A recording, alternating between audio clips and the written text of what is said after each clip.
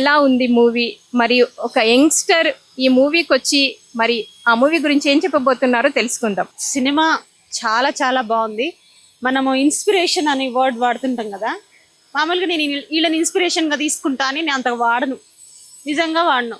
ఇష్టం ఉంటే మనసులో అట్లా ఇష్టం అనుకుంటా.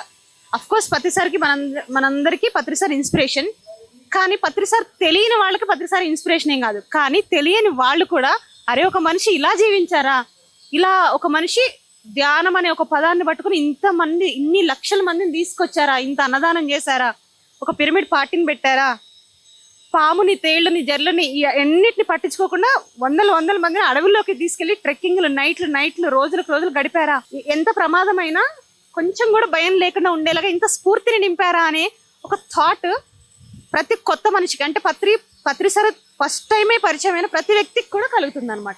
మనకి కలగడం, మనం విన్నాం, ఎన్నో కథలు విన్నాం సార్ గురించి, కానీ ప్రతి కొత్త వ్యక్తికి కూడా ఇది కలుగుతుంది. సో అందుకే చాలా నచ్చింది నాకు సినిమా. అన్ని సినిమాలలో ఇది ఉండదేమో అని థాట్ లేకుండా ప్రతి ఒక్కరు సినిమాకి వెళ్ళొచ్చు అనమాట. మన సార్ పోస్టర్ని ఇలా ఒక సినిమా హాల్ ముందు చూస్తామని, ఇది కళా నిజమా అనేది ఊహల్లో కూడా లేదు. అలాంటిది ఒక సినిమా థియేటర్ ముందు మన సార్ సినిమాని మన వాళ్ళు వచ్చి ఇలా చూస్తుంటే, ఒక థియేటర్లో మామూలుగా దేవాలయాలే ధ్యానాలయాలు అన్నాం, కానీ ఈరోజు సినిమా థియేటర్లు కూడా ధ్యానాలయాలు అయ్యాయి మన పత్రిసార్ వల్ల. ఒక థియేటర్లో ఉచితంగా భోజనాలు పెట్టడం, ఉచితంగా స్నాక్స్ ఇవ్వడం, మళ్ళీ ధ్యానం చేయడం సినిమాకు ముందు, ఇది కేవలం పత్రిసార్ రికార్డు ప్రపంచంలో. దట్ ఈస్ పత్రిసార్, అది మన సార్ అంటే. సో దీంట్లో మరి ట్రెక్కింగ్ ఉంది, పిరమిడ్ పార్టీ ఉంది, మెడిటేషన్ ఉంది. మిమ్మల్ని ఎక్కువగా అట్రాక్ట్ చేసిన పాయింట్ ఏంటి? ఎక్కువగా అట్రాక్ట్ చేసింది ఏంటంటే పట్టు వదలని విక్రమార్కుడు పత్రిసార్.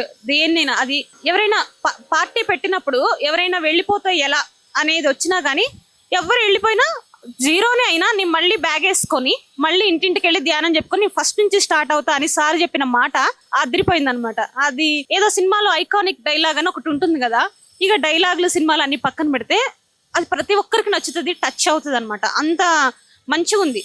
ధ్యాన మహాయజ్ఞాలు స్టార్ట్ చేద్దామని సార్ అన్నప్పుడు ఎలా అంతమందా అనుకున్నారు, అది సక్సెస్ అయింది.